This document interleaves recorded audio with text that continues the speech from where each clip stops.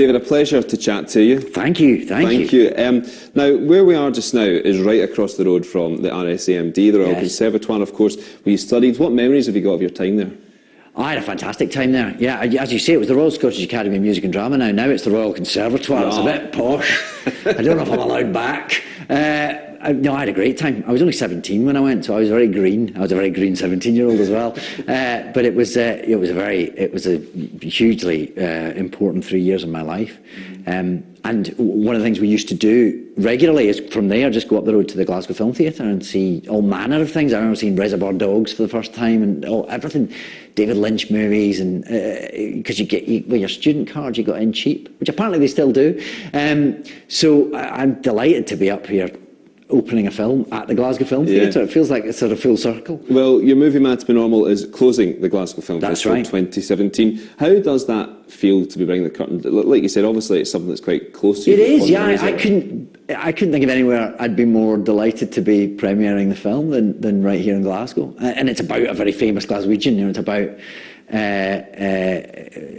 R.D. Laing, who you know, growled with a Scottish accent right up to his death. So he feels very much part of this city, but from a personal point of view, I'm delighted. I couldn't be more chuffed. And Laing was known as a pioneering Scottish psychiatrist. What was it like to play that role? Did it take a lot to get into the... Oh, it was fascinating. I mean, he is a fascinating man. He's quite hard to pin down. He's clearly a man full of contradictions.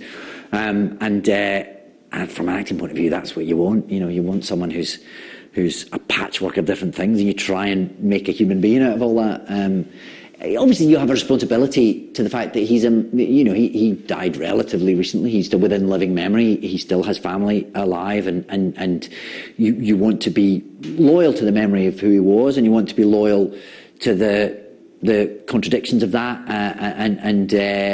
But you know that his story his legacy is still hotly debated. So you know, it's sort of up to the audience to decide what sort of man this was, and you know, he could be hugely compassionate. He could be a bit of a bully. He could be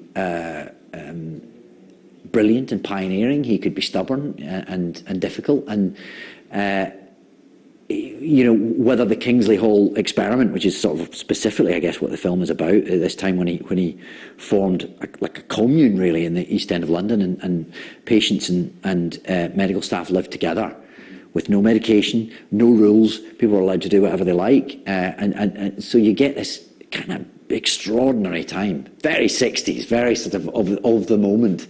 There were no drugs apart from perhaps from the occasional hallucinogenic that was introduced, but for medical reasons, you know, and you get this extraordinary kind of bananas time where people, some very disturbed individuals, were living